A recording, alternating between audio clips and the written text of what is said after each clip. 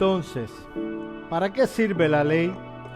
Fue traída a causa de las transgresiones hasta que viniese la simiente a quien fue hecha la promesa, y fue ordenada por medio de ángeles de mano de un mediador.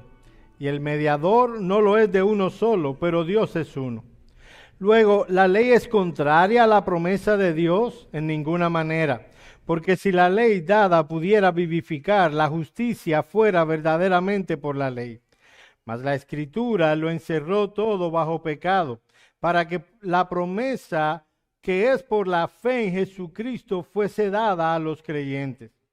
Pero antes que viniese la fe, estábamos confinados bajo la ley, encerrados para aquella fe que iba a ser revelada. De manera que la ley ha sido nuestro ayo para llevarnos a Cristo, a fin de que fuésemos justificados por la fe. Pero venida la fe, ya no estamos bajo ayo, pues todos sois hijos de Dios por la fe en Cristo Jesús, porque todos los que habéis sido bautizados en Cristo, de Cristo estáis revestidos. Ya no hay judío ni griego, no hay esclavo ni libre, no hay varón ni mujer, porque todos vosotros sois uno en Cristo Jesús. Y si vosotros sois de Cristo, ciertamente el linaje de Abraham sois y herederos según la promesa. Vamos a orar. Padre, venimos ante tu presencia con el deseo de que tú vengas y alimentes a nuestra alma por medio de ella. Señor, concédenos el ser iluminados por tu Espíritu Santo. Usa al expositor para traer tu palabra y clavarla en los corazones, de tal manera que seamos redarguidos e instruidos para vivir en toda justicia. Concédenos estas cosas, porque no podrá ser hecho a menos que tu Espíritu Santo obre. En el nombre de Cristo oramos. Amén. Amén. Mis amados hermanos, el tema que estaremos considerando en esta tarde es de suma importancia. No enseñaremos algo nuevo. Lo que estaremos enseñando está en el mismo centro de la ortodoxia cristiana. Y es verdad que la hemos enseñado muchas veces desde este púlpito. Pero la batalla tristemente es encarnizada y debemos estar bien definidos en cuanto a lo que enseña la palabra de Dios. El texto que estaremos enseñando presenta lo que Dios quiere que entendamos y combatamos dos extremos que tienen o quieren imponerse dentro de la iglesia. Ambos extremos son peligrosos y en algunos sentidos son atractivos a la carne. Viene de la academia, baja a los pastores y termina en la iglesia. Por un lado tenemos a los neojudaizantes que quieren hacernos volver a prácticas de la ley civil y ceremonial como parte de la vida cristiana. Aquellos que caben dentro de esta escuela teológica pueden ser variados en sus enfoques, pero a la larga quieren imponer lo mismo. La iglesia debe volver al judaísmo. Algunos de estos neojudaizantes creen o que son necesarias las leyes civiles y ceremoniales para la salvación o que son necesarias para la santificación. Un primo hermano de esta postura es lo que se conoce en círculos académicos elevados como la nueva perspectiva de Pablo. Esta perspectiva antievangélica es difícil de delimitar con precisión, pero el propósito es redefinir la justificación en términos diferentes a lo que lo define el Nuevo Testamento y fue declarado con firmeza por la Reforma Protestante. Gracias. Denme 2 segundos.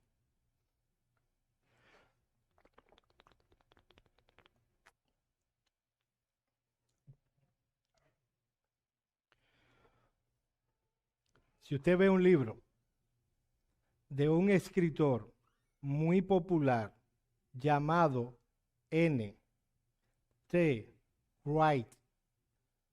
No le voy a decir que lo queme. Yo amo los libros, no lo lea. Independientemente de la postura particular que se adopten estas enseñanzas, dichas ideas son tergiversaciones de la revelación escritural. Debemos tener cuidado, pues pueden estar escondidas en una maraña de argumentación que a la larga traerá dentro de la iglesia enseñanzas tramposas y antibíblicas. El otro extremo en disputa es el antinomianismo. Estos, los antinominianos, vengan de afuera de la reforma o dentro de la reforma, son tan peligrosos y dañinos como los neojudaizantes.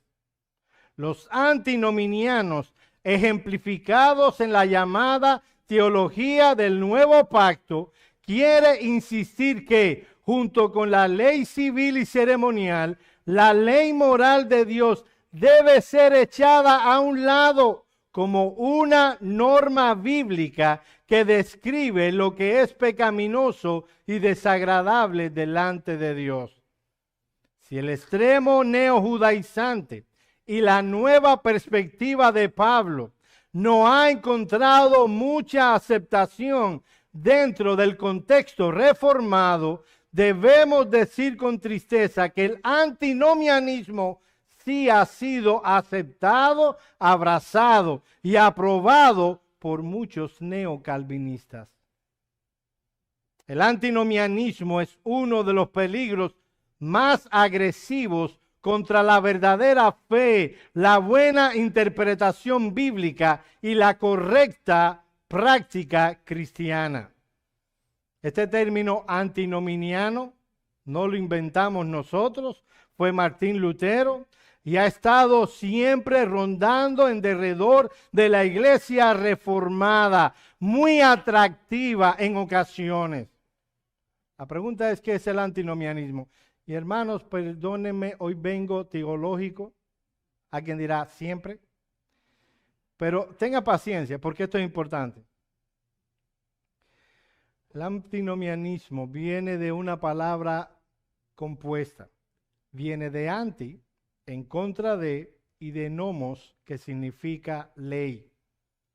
Así que el antinomianismo literalmente significa oposición a la ley. En este caso, a la ley moral, los 10 mandamientos.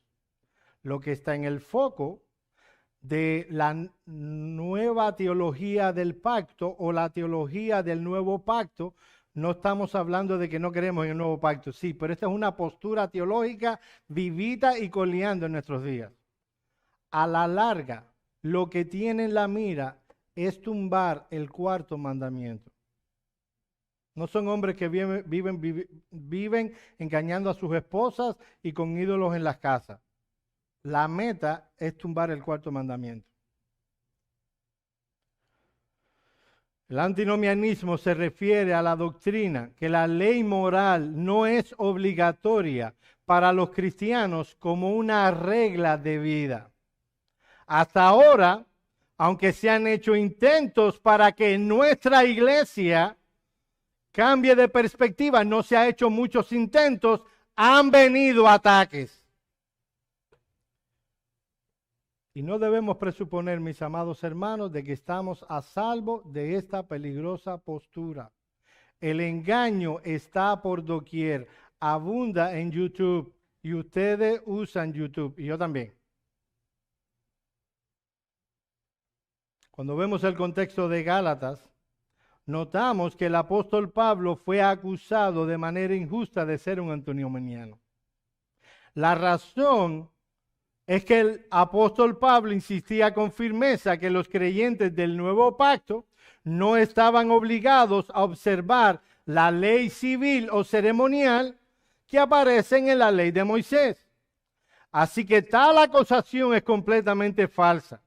De hecho, el argumento que Pablo presenta en esta epístola a los Gálatas es que los creyentes gentiles del nuevo pacto habían sido liberados de la maldición de la ley civil y ceremonial. Gálatas 3:13. Cristo nos redimió de la maldición de la ley, hechos por nosotros maldición, porque escrito está, maldito todo es el que es colgado en un madero. Como dijimos en el sermón pasado, este texto aparece en Deuteronomio 21:23, que forma parte de la ley civil. Ahora bien, en el texto que estaremos considerando en esta tarde, el apóstol está respondiendo a una interrogante que podía aparecer en la mente de sus lectores. Si el pacto con Abraham, que es el pacto de la promesa, es tan trascendental para la historia redentora, entonces el pacto de Moisés vino después. ¿No debiera ser superior? Al venir el pacto con Moisés, se evidencia que las regulaciones que se codificaron en este contexto no eran más importantes que un anuncio de gracia. De ahí que el apóstol Pablo explique que el pacto de la ley, tanto sus regulaciones civiles como ceremoniales, como morales, tenían un importante valor en la historia redentiva, pero que tenía grandes limitaciones. Noten, mis amados, que estoy hablando de la ley de Moisés, en la que están incluidas la ley civil, la ley ceremonial y la ley moral. ¿Cuál es mi tesis en esta mañana a la luz del texto que estaremos examinando? Nota esto, mi amado hermano. La gloriosa ley de Moisés, tan gloriosa como pudo ser revelada, tiene sus limitaciones en la historia redentora. Y esto debe ser claro para cada uno de los que están aquí. Mi tesis reconoce que la ley de Moisés es gloriosa y que tiene gran utilidad en la historia redentora, pero reconoce también que tiene sus limitaciones. Reconocer ambas cosas nos librará, por un lado, de los neojudaizantes y por el otro, del antinomianismo. Así que el tema es importante. La pregunta que nos hacemos a la luz de mi tesis es la siguiente. ¿Cuáles son las limitaciones que tiene la ley de Moisés? ¿No dijiste que es gloriosa y útil? ¿Cómo se conjuga el que sea gloriosa y útil con que tenga limitaciones? Mis amados hermanos, la ley de Moisés, independientemente de su utilidad y gloria, evidencia limitaciones. Evidencia limitaciones, en primer lugar, en cuanto a su sustancia. Miren los versículos 19 y 20.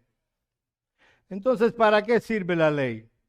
Fue añadida a causa de las transgresiones, hasta que viniese la simiente a quien fue hecha la promesa, y fue ordenada por medio de ángeles en manos de un mediador. Y el mediador no lo es de uno solo, pero Dios es uno. Este, mi amado hermano, mis amados hermanos, es uno de los textos más difíciles de interpretar de todo el Nuevo Testamento. Así que allá vamos. Noten las primeras palabras del versículo 19. ¿Para qué sirve la ley? Fue añadida a causa de las transgresiones. En otras palabras, si la justificación ante Dios es solo por la fe, dice Pablo, si somos aceptos por Dios, no porque descendemos de Abraham físicamente, sino por una promesa hecha por Dios a Abraham y a la simiente, Cristo, en donde serían benditas todas las familias de la tierra. ¿Cuál es la utilidad en la historia redentora de la ley de Moisés? Esta es una pregunta que responde Pablo en este pasaje. Aunque la ley no justifica a nadie, y eso lo vamos a insistir en este sermón, en algún sentido, es indudable que tiene utilidad. Y es importante que definamos, antes de explicar el pasaje, a qué ley se está refiriendo Pablo aquí. Lo difícil del término es que la palabra ley se utiliza en el Nuevo Testamento en muchos sentidos. En ocasiones, la palabra ley, solita así, se utilizaba para hablar de toda la palabra revelada en el Antiguo Testamento. Ese es el significado que le da el salmista en el Salmo 19:7. La ley de Jehová es perfecta, que convierte el alma. El testimonio de Jehová es fiel, que hace sabio al sencillo. Ahí está usando el término ley para hablar de toda la revelación que aparece en el Antiguo Testamento. En otras ocasiones, el término ley es utilizado en la Escritura para referirse solo al Pentateuco, o sea, los 5 primeros libros del Antiguo Testamento. Es en este sentido que lo utiliza Moisés al hablar con Josué en Josué 1:8 cuando le dice: nunca se apartará de tu boca este libro de la ley, sino que de día y de noche meditarás en él, para que guardes y hagas conforme a todo lo que está escrito, porque entonces harás prosperar tu camino y todo te saldrá bien. O sea, está hablando de solo los primeros 5 libros del Antiguo Testamento, que eran los que habían sido escritos hasta ese momento. En otras ocasiones, el término ley es utilizado en la Escritura para referirse estrictamente a la ley moral de Dios expresada en los 10 mandamientos. Es en este sentido en el que lo usa Santiago en su epístola, en el capítulo 2, versículos 8 al 12, cuando dice: si en verdad cumplís la ley real, o sea, la ley del rey, conforme a la Escritura, amarás a tu prójimo como a ti mismo, bien hacéis. Pero si hacéis acepción de personas, cometéis pecado y quedáis convictos por la ley como transgresores. Porque cualquiera que guardare toda la ley, pero ofendiere en un punto, se hace culpable de todo. Pregunta Joel: ¿cómo tú puedes deducir que Santiago se está refiriendo ahí solo a los 10 mandamientos? Mira cómo sigue diciendo el texto. Porque el que dijo: no cometerás adulterio, ¿dónde aparece eso? En los 10 mandamientos. También ha dicho: no matarás. ¿Dónde aparece eso? En los 10 mandamientos. Ahora bien, si no cometes adulterio, pero matas, ya te has hecho transgresión de la ley. Así hablad y así haced, como los que habéis sido juzgados por la ley de la libertad. Ahora bien, en nuestro texto el término ley se refiere a toda la Escritura, se refiere a los 5 libros del Antiguo Testamento, o se refiere a la ley moral. Ninguno de esos 3. La Escritura usa el término ley también para referirse al pacto que Dios realizó con el pueblo de Israel por medio de Moisés, como un mediador. Y es en esta tercera acepción en la que encontramos en nuestro texto. En dicho pacto de la ley encontramos 3 tipos de ley.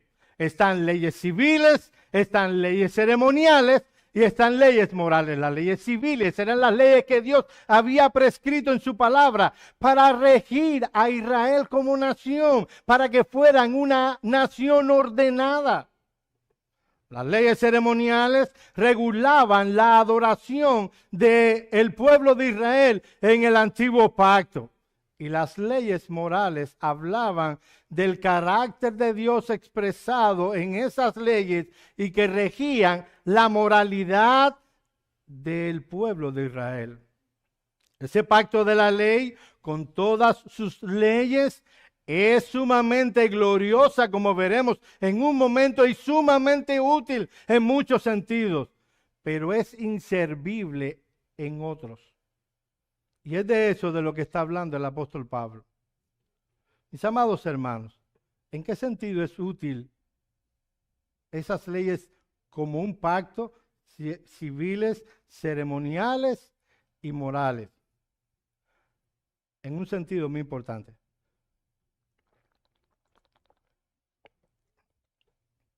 Primero, esas leyes, en su aspecto moral, son una descripción real, fidedigna y permanente de lo que Dios llama pecado.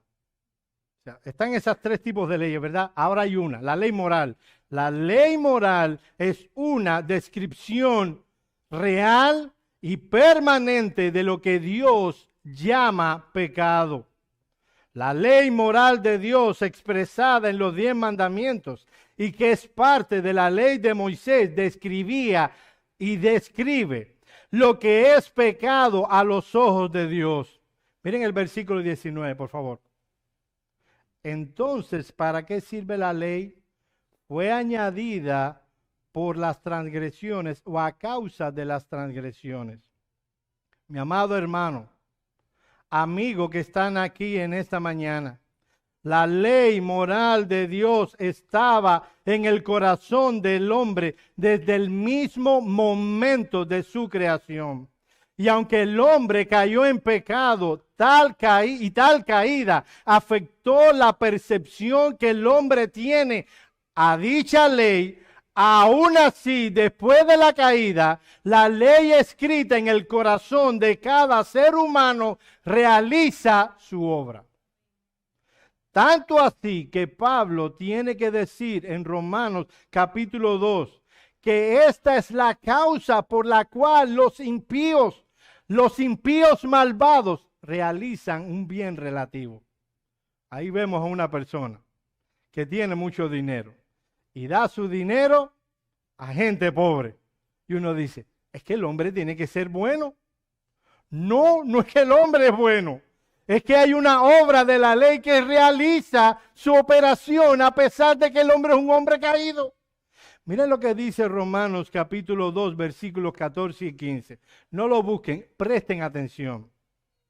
Porque cuando los gentiles que no tienen ley, no tienen ningún conocimiento de los 10 mandamientos escritos, nunca lo han leído, hacen por naturaleza lo que es de la ley, estos, aunque no tengan ley, son ley para sí mismos, mostrando la obra de la ley escrita en sus corazones, dando testimonio su conciencia y acusándoles o defendiéndoles sus razonamientos en el día en que Dios juzgará por Jesucristo los secretos de los hombres conforme a mi evangelio.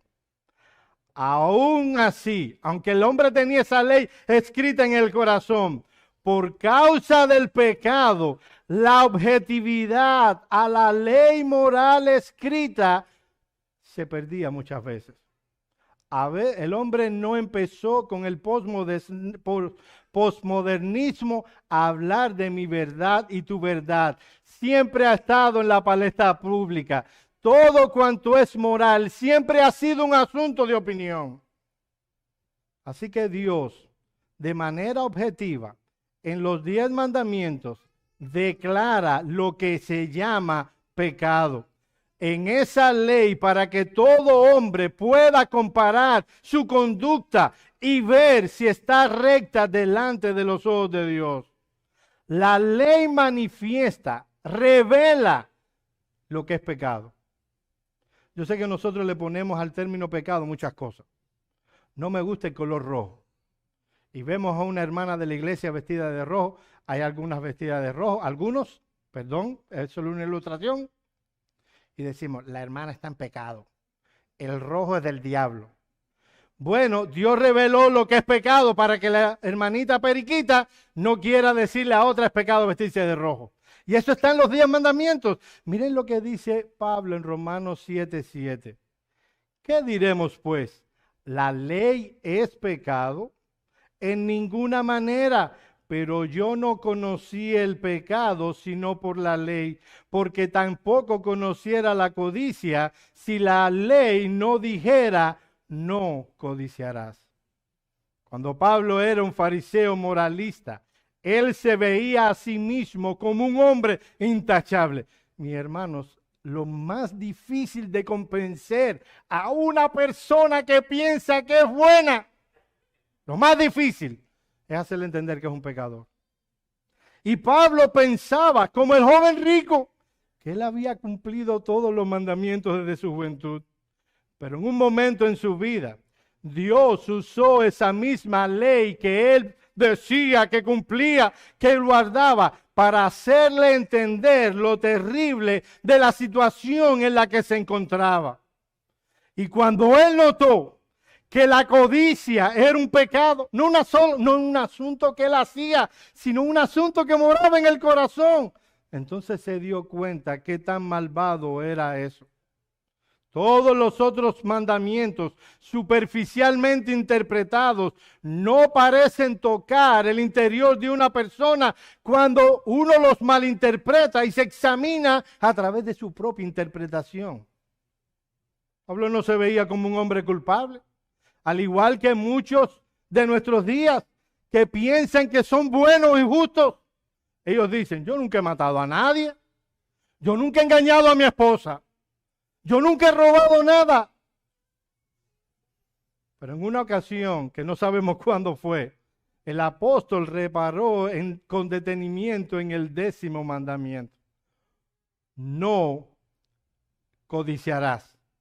Y entonces se dio cuenta que los mandamientos también tienen que ver con los impulsos internos del corazón y no únicamente con las acciones externas. Fue entonces cuando Pablo se dio cuenta de que había transgredido la ley de Dios en incontables ocasiones. Mi amado hermano, mi amigo, no solo el asesinato prescrito en el decálogo, describe a un hombre que toma una pistola y descarga sus balas contra otro.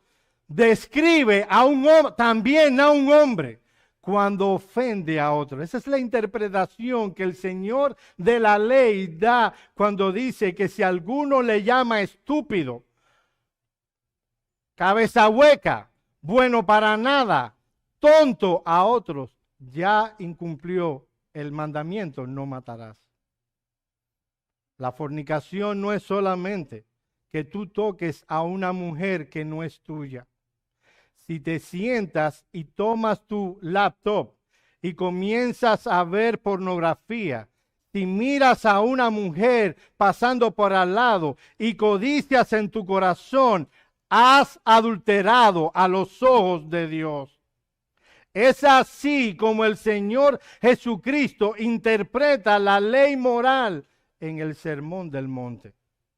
Y cuando Pablo contempla la ley desde esa perspectiva y se contempló a sí mismo en ese espejo, vio lo que se llama realmente pecado y vio su gran culpa. Miren lo que dice Romanos capítulo 3, versículo 20. Ya que por las obras de la ley ningún ser humano será justificado delante de él, porque por medio de la por medio de la ley es el conocimiento del pecado. ¿Tú quieres una definición de lo que es pecado? Mira los 10 mandamientos.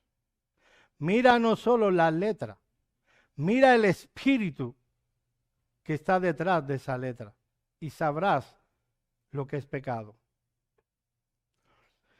Miren cómo comenta Hendricks en Gálatas capítulo 3, versículo 19.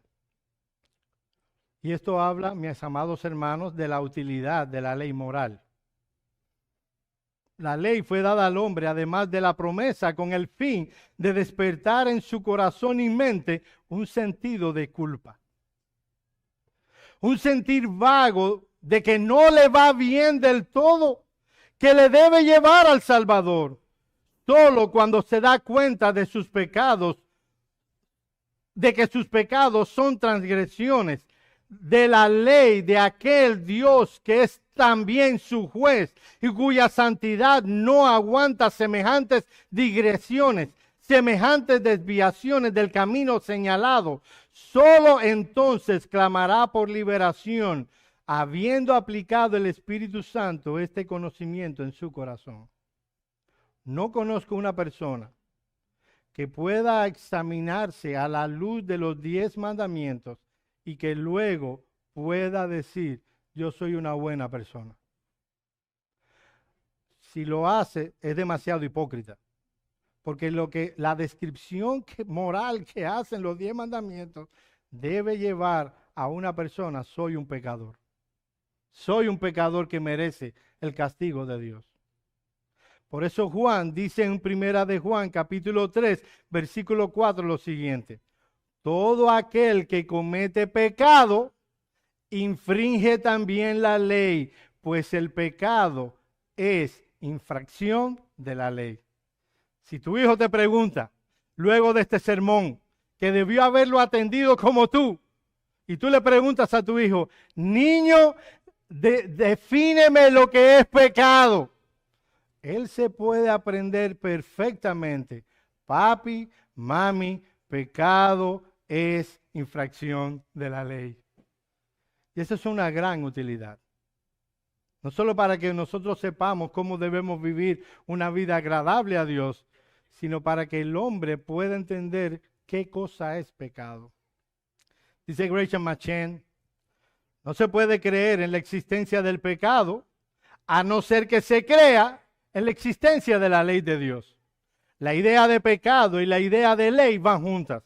Si se piensa en el pecado en el sentido bíblico de la palabra, se piensa en la ley. Si se piensa en la ley, se piensa, por lo menos, tal como es ahora la humanidad, en el pecado. La Biblia enseña que necesitamos de un Salvador porque somos pecadores. La razón por la que Cristo murió en la cruz del Calvario es porque tú y yo no podemos cumplir perfectamente esa ley moral. Y Cristo murió para pagar nuestra deuda. Ahora, eso tiene que ver con la ley moral. Pero a la luz de nuestro texto, la ley civil y ceremonial también tenían cierta utilidad. Y es porque incrementaba el concepto de lo que es pecado. La ley de Moisés, con sus leyes dietéticas, ceremoniales y civiles, tenían el propósito de incrementar el pecado. Tenían el propósito de incrementar el concepto de lo que es pecado. Por ejemplo, una mujer tenía su periodo menstrual. ¿Y qué decía la ley ceremonial con respecto a esa mujer? Que esa mujer debía ser considerada impura. Ahora, ¿qué es más natural que el periodo menstrual?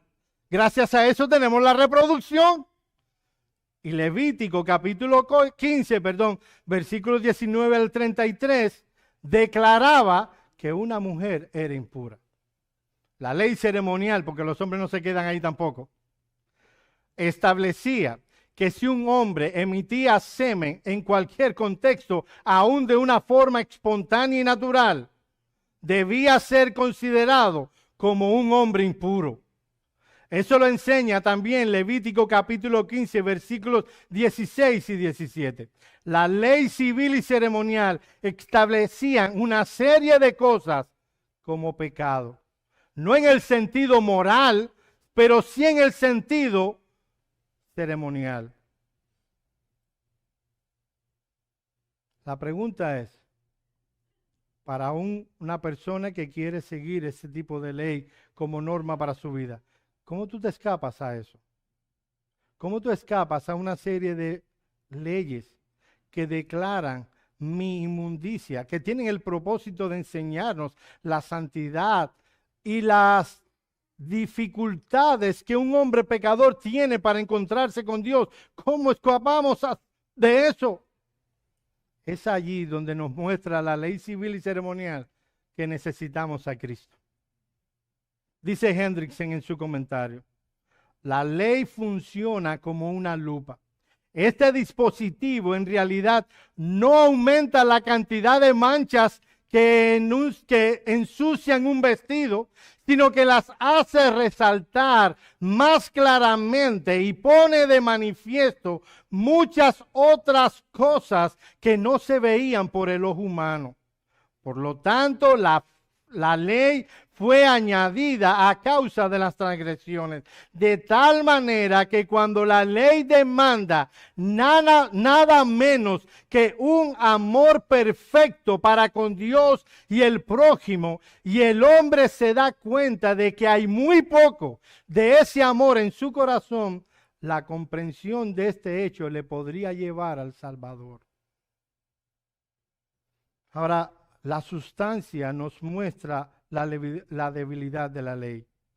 Todo cuanto puede hacer la ley es mostrarnos el pecado. Pero hay una limitante más en nuestro texto y es la duración de la ley civil y de la ley ceremonial. Miren el versículo 19 una vez más. Entonces, ¿para qué sirve la ley? Fue añadida a causa de las transgresiones hasta que viniese la simiente a quien fueron hechas las promesas.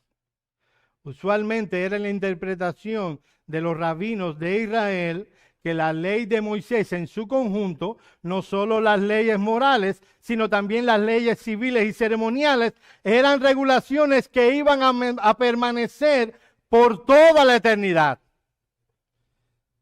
Sin embargo, mucho de la ley de Moisés tendría un uso temporal en la historia redentora.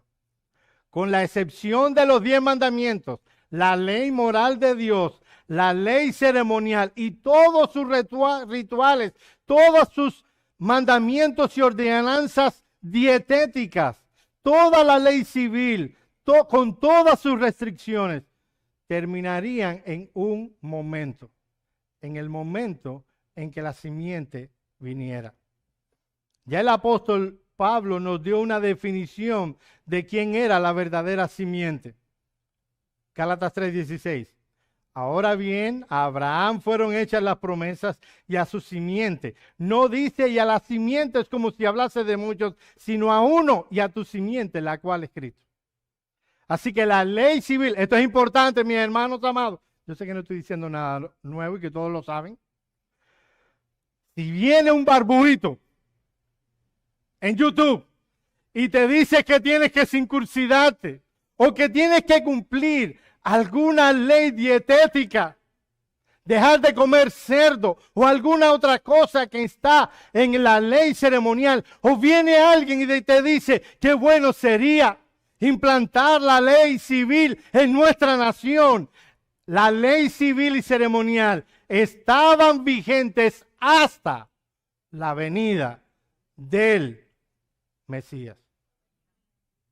Ya no estamos obligados a circuncidarnos, no por lo menos no por un asunto religioso. Si quieres hacerlo por un asunto higiénico, bien. Ya no necesitamos matar un cordero o dejar de comer ciertos alimentos. Yo no comería tiñosa jamás. No sé cómo se llamaría eso en otro país. Una aura, un buitre. Yo no comería eso jamás. Pero si quieres, estás en libertad. No se aplica ya a esas leyes dietéticas, porque Cristo vino, murió en la cruz del Calvario y eliminó esas leyes para nosotros. Así que no deje que ningún barbudo, amén de que hay gente que le queda muy bien la barba. Alguien me dijo, oye, también la barba vas a criticarla. Es uno de esos chistes míos que yo hago. Porque esos hombres neojudaizantes no sé por qué usan barba. Ahora, yo hablaba de que la ley de Moisés fue entregada de manera, era gloriosa. Y tiene que ver con la forma en que fue entregada. Miren cómo fue entregada esa ley de Moisés. Versículo 19. Entonces, ¿para qué sirve la ley? Fue añadida a causa de las transgresiones hasta que viniese la simiente, Cristo, a quien fue hecha la promesa, y fue ordenada por medio de ángeles de mano de un mediador, y el mediador no lo es de uno, pero Dios es uno. Aunque no se dice en nuestro texto de manera expresa, es obvio que toda la ley de Moisés viene del mismo legislador, Jehová Dios, y ya tan solo eso lo hace glorioso. Constantemente aparece en el libro de Éxodo, Levítico y Deuteronomio la expresión habló Jehová a Moisés. La ley del Sinaí fue ordenada o decretada autoritativamente por el Creador de los cielos y de la tierra. Fue él quien decretó. Y Dios habló todas estas palabras diciendo, yo soy Jehová tu Dios. Sin embargo, con la excepción de la ley moral de Dios, que fue dicha directamente por Dios y escrita por el dedo de Dios en tablas de piedra, muy probablemente a la luz de ese texto, todo lo demás fue dicho por medio de ángeles. Eso también está enseñado en Hebreos 2:2, cuando dice, porque si la palabra dicha por medio de ángeles fue firme y toda transgresión y desobediencia recibió justa retribución, y sigue el texto.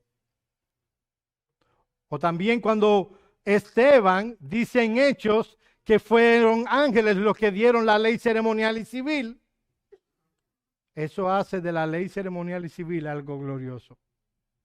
Fueron ángeles los que Dios usó para revelar la ley civil y ceremonial a Moisés. Aquí en Gálatas 3:19, Pablo está presentando a los ángeles como añadiendo lustre a la ley, dándole brillito. Pablo quiere enseñarnos lo gloriosa que es la ley de Moisés. Dios es su autor, sus promulgadores, ángeles, y el mediador entre Dios y su pueblo del antiguo pacto, Moisés. Noten una vez más el versículo 19. Entonces, ¿para qué sirve la ley? Fue añadida a causa de las transgresiones hasta que viniese la simiente a quien fue hecha la promesa y fue ordenada por medio de ángeles en mano de un mediador, Moisés. Y el mediador no lo es de uno, es de todo el pueblo del antiguo pacto, pero Dios es uno, quien promulga la ley. El punto es que, independientemente, mi amado hermano, de lo gloriosa que haya sido la ley civil y ceremonial, por su procedencia directa e indirecta, Dios y los ángeles, dicha ley tenía un control sobre la vida del pueblo que sería temporal. Así que de acuerdo con el versículo 19, la ley de Moisés, aunque gloriosa y útil, tiene límites en cuanto a su sustancia, dado que es temporal, dado que es dada por medio de un hombre, de un recipiente o un mediador humano. Eso limita bastante el alcance de esa ley de Moisés. Ahora hay algo más que nuestro texto enseña. No solo que la ley de Moisés, el pacto de Dios con Moisés, tiene sus limitaciones en cuanto a la sustancia, sino que también tiene sus limitaciones naturales expresadas en los mandamientos en cuanto a lo que puede hacer. Miren el versículo 21. Hay cosas, mi hermano, que la ley ni la moral pueden hacer. Se lo voy a decir rápido. No pueden justificar a nadie. Luego, ¿la ley es contraria a las promesas de Dios? En ninguna manera. Porque si la ley dada pudiera vivificar, la justicia fuera verdaderamente por la ley. Habiendo argumentado Pablo enérgicamente tanto la discontinuidad como la inferioridad de la ley en comparación con el pacto de la promesa, Pablo bien podría haber esperado que sus oponentes le dijeran, mira, ¿por qué no te sinceras? ¿Por qué no dices lo que realmente piensas? ¿Por qué no acabas de decirnos que la Torá no sirve para nada? Es lo que se espera por las palabras de Pablo. Pero la realidad más absoluta era que Pablo no consideraba que el pacto de la promesa y el pacto de la ley fueran contrarios. Ambos pactos provenían de Dios. Ambos pactos ocupaban un lugar importante en el gran drama de la redención. Sin embargo, la ley de Moisés tenía una limitación sumamente importante. Aunque establecía los lineamientos en las áreas de la adoración, la vida civil y moral en el antiguo pacto, ningún ser humano podría pertenecer al pueblo de Dios por medio de la observancia estricta a tales regulaciones. Si un ser humano habría de pertenecer al pueblo, debía ser por la promesa de la bendición, por gracia que Dios ofrecía por medio de la simiente, es decir, Cristo. Nadie puede ser parte del pueblo de Dios sin Jesucristo. La ley, lejos de contradecir la promesa de Dios, sirvió en realidad para su cumplimiento, no produciendo justicia, sino cumpliendo los fines que se había propuesto Dios. Miren el versículo 21 una vez más. Luego, la ley es contraria a las promesas de Dios en ninguna manera, porque si la ley dada pudiera vivificar, la justicia fuera verdaderamente por la ley. De ninguna manera. El pacto de la ley y el pacto de gracias son opuestos. Y aquí estamos en desacuerdo grandemente con aquellos que ponen a la ley de Moisés como una cápite aparte. A muchos teólogos les gusta hacer esas cosas, sea con uno o con otra cosa, porque no encaja supuestamente con el pacto de gracia. Bueno, a mí me encaja perfectamente.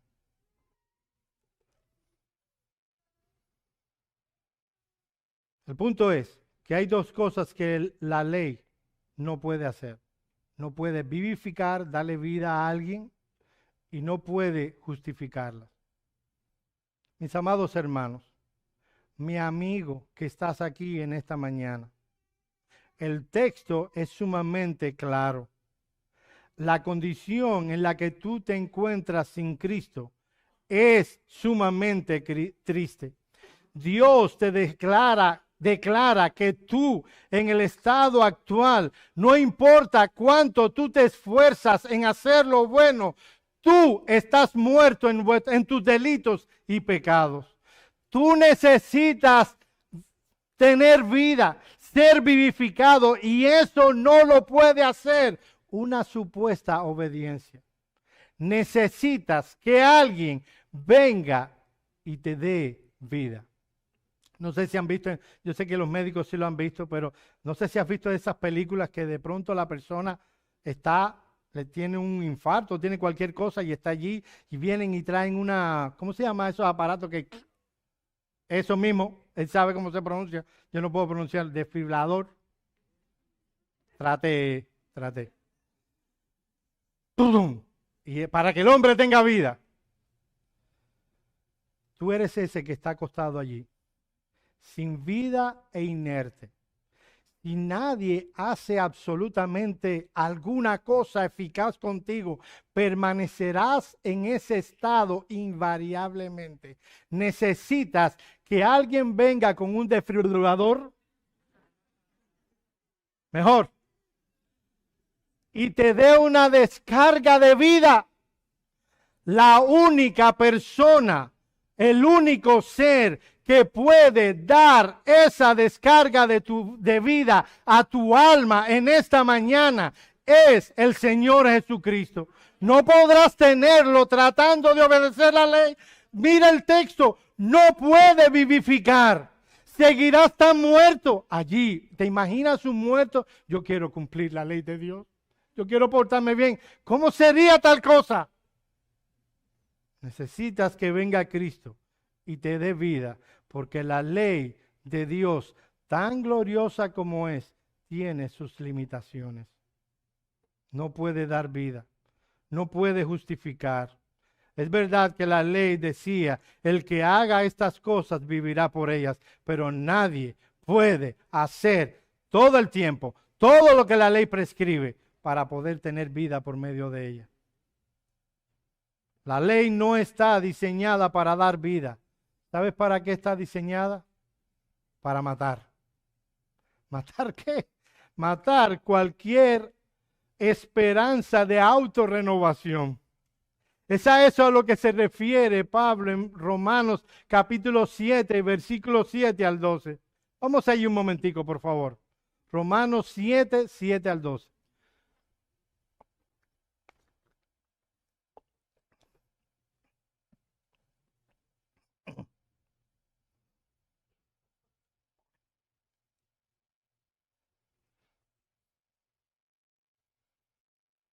Romanos 7, 7 al 2. ¿Qué diremos pues? ¿La ley es pecado? En ninguna manera. Pues yo no conocía el pecado sino por la ley. Porque tampoco conociera la codicia si la ley no dijera no codiciarás. Mas el pecado, tomando ocasión por el mandamiento, produjo en mí toda codicia, porque sin la ley el pecado está muerto. Y yo sin ley vivía en un tiempo, pero venido el mandamiento, el pecado revivió y yo morí.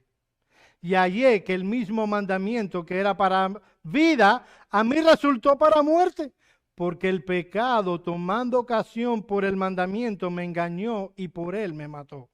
De manera que la ley a la verdad es santa y el mandamiento santo, justo y bueno.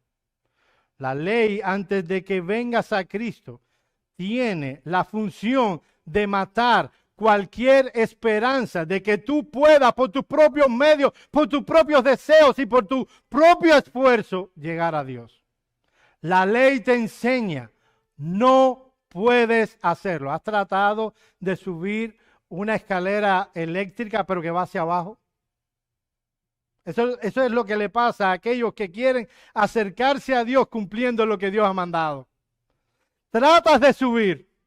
Es una escalera grande, es la de esas que están en los aeropuertos. Tratas de subir y mientras más te esfuerzas, te das cuenta de una cosa, que vas hacia abajo. No estás subiendo. Tienes que venir a la única escalera que lleva al cielo. Cuando éramos niños cantábamos esa famosa canción, para subir al cielo se necesita una escalera grande y otra chiquita. Si no eres cubano, a lo mejor no te sabes la canción. La historia, la canción nos dice una gran mentira. No hay una escalera grande y una chiquita que nos lleve al cielo. La única escalera que nos puede llevar al cielo es el Señor Jesucristo. La ley, antes de que Cristo venga a nuestra vida, tiene el propósito de acusarnos, de matarnos y de instruirnos para que vayamos a Cristo. Es lo único que hace. No puedes, tienes que ir a otro, tienes que ir a Cristo. Es en este sentido que Pablo dice que la ley es una buena maestra, una maestra de niños que instruye hasta que Cristo dé vida a una persona. Entonces la ley moral de Dios no puede cumplir otra función. Miren lo que dice Gálatas capítulo 3, versículos 23 y 25. Pero antes que viniese la fe, estábamos confinados bajo la ley, encerrados para aquella fe que iba a ser revelada. De manera que la ley ha venido a ser nuestro ayo para llevarnos a Cristo a fin de que fuésemos justificados por la fe. Pero venida la fe, ya no estamos bajo ayo. Así que mis amados hermanos, la ley tiene la limitación en su sustancia, tiene la limitación de lo que produce.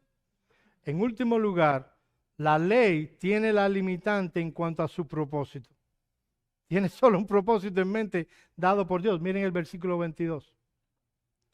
Mas la Escritura lo encerró todo bajo pecado, para que la promesa que es por la fe en Jesucristo fuese dada a los creyentes. La ley nunca ha justificado a alguien, nunca ha liberado a alguien. Cristo es el gran liberador. Y cuando la ley lo encierra todo en pecado y nos describe todo como pecado, tiene una sola finalidad: el enseñarnos una puerta, la puerta de salida. Cristo dijo: yo soy la puerta. El que por mí entrare tendrá vida eterna. Las Escrituras encerraron todo bajo pecado para que el hombre entendiera que tiene una sola opción para poder ser librado: el Señor Jesucristo. Él es el santo, el que sí pudo cumplir perfectamente la ley, murió en la cruz del Calvario para que todo aquel que en Él cree no se pierda, mas tenga vida eterna. Es eso de lo que nos está hablando Pablo.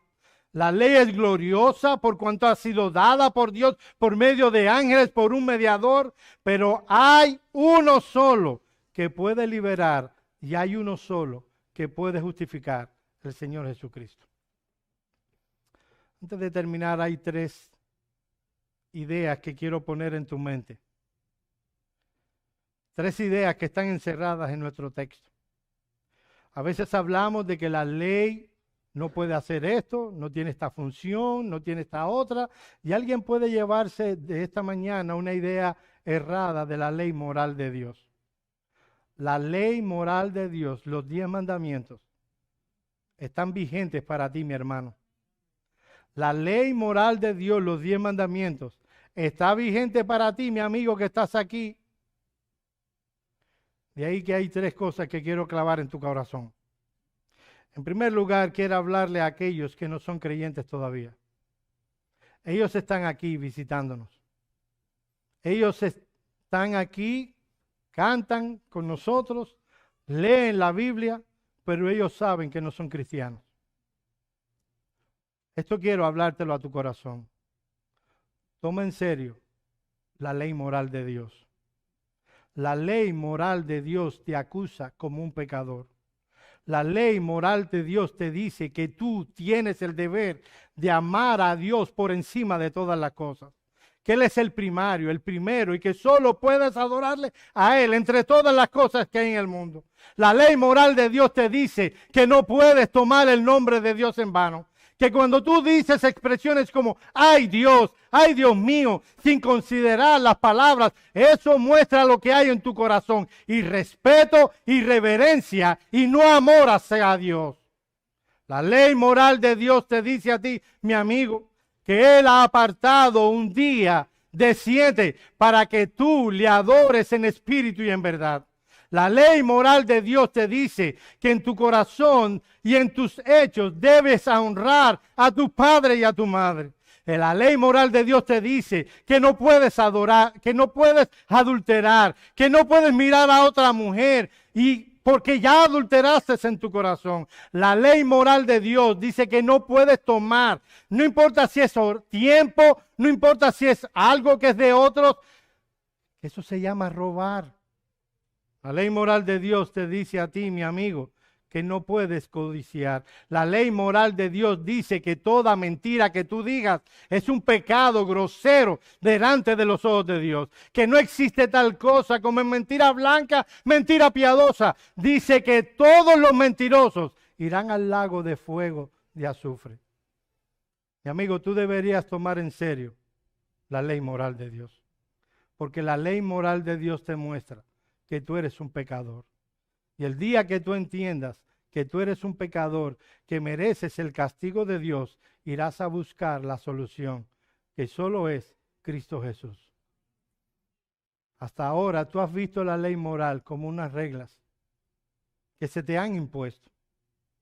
Que tú puedes ser bueno sin tener en cuenta la ley moral de Dios. Toma en serio, mi amigo, la ley moral de Dios y te acusará. Y tendrás que ir a Jesucristo para buscar la solución de tu problema con Dios. Dios ha determinado que todo aquel que incumpla su ley moral irá al infierno. Eso no es como un cuento, como el cuento que nos hacían nuestras abuelitas para que nos portaran bien.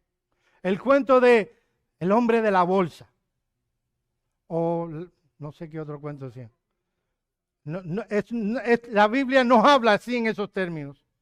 La Biblia dice que si tú incumples la ley moral de Dios, tú serás castigado por toda la eternidad, porque tú has violentado rebeldemente la ley de Dios. Ve a Cristo para que seas librado de las consecuencias de tu pecado. En segundo lugar, quiero hablarle a aquellos que están entre nosotros y son creyentes. Mi amado hermano, tú has sido redimido por la sangre del Cordero. Tú te deleitas en las cosas del cielo, porque el cielo está en ti, en Cristo Jesús, cuando el Espíritu Santo comenzó a morar en tu corazón. ¿Quieres saber una cosa a la luz de nuestro texto? Toma en serio la ley moral de Dios. Vivimos en un mundo donde que ya ni los cristianos tiemblan ante lo que Dios ha dicho. Dios presenta en el Salmo 119 a un hombre y en Isaías capítulo 65 que dice que aquel que tiembla ante su palabra es aquel que es digno delante de Dios. Ya vemos los 10 mandamientos y para nosotros nuestro corazón ya no late más rápido. Muchas cosas quieren ocupar nuestra atención. En la ley moral de Dios se nos enseña que Dios debe ser lo supremo en nuestras vidas. Y ahora tenemos una agenda muy llena de cosas que ocupan el lugar que solo Dios debe ocupar. Podemos decir el nombre de Jehová en vano, el nombre de Dios en vano, con mucha tranquilidad, y nuestro corazón no se turba por ello. Podemos elegir el día del Señor, hacer un sinnúmero de cosas. Y no nos ruborizamos por eso. Deshonramos a nuestros padres. Engañamos a nuestra esposa, a nuestro esposo. Tomamos tiempo en nuestro trabajo. ¿Sabes? Si tú en tu trabajo dices, voy a orar.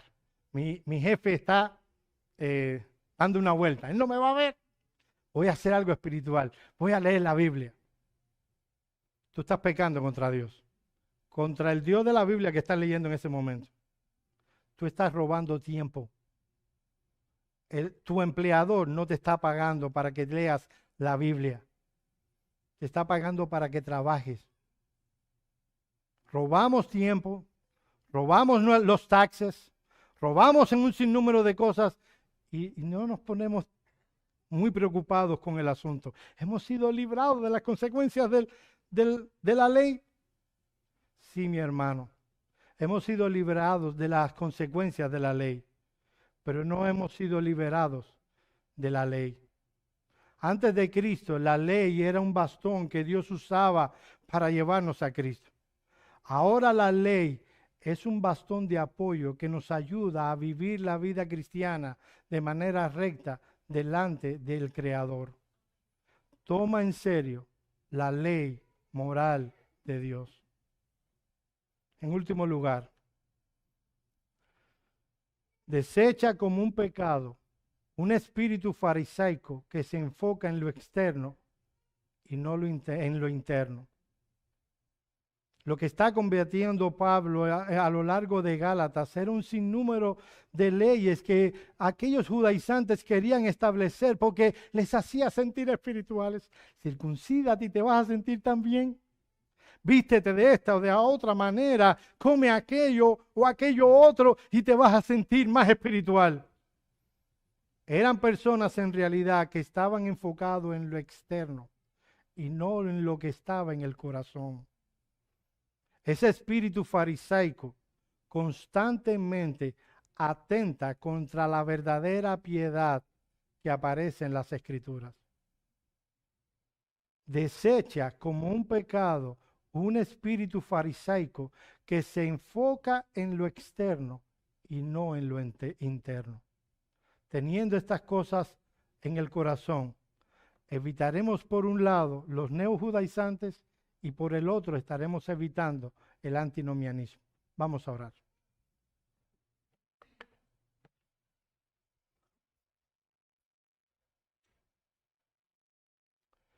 Señor, queremos venir ante ti rogándote que tú perdones una vez más nuestro pecado. Nosotros te agradecemos que por causa de Cristo hemos sido librados de las consecuencias de nuestro pecado y ahora podemos tener libre acceso ante tu trono de gracia y podemos tener comunión contigo por medio de Jesucristo y de deleitarnos en las cosas que tú nos has dado y en la vida eterna. Pero, oh Señor, nosotros queremos glorificarte en todas las áreas de nuestra vida, en todo cuanto hacemos. Ayúdanos, oh Señor, a mantener el equilibrio. a tomar en serio tu santa, tu bendita ley moral y a desechar ese espíritu farisaico que quiere enfocarse en lo externo. Ayúdanos, oh Señor, a amarte más porque guardamos tus mandamientos. Te pedimos que tú seas con aquellos que están entre nosotros y aún no están en Cristo. Señor, solo tú puedes avivar sus corazones. Solo tú puedes traerle vida de tal manera que puedan venir a ti voluntariamente. Concédeles estas cosas. Mira que te lo rogamos en el nombre de Cristo. Amén.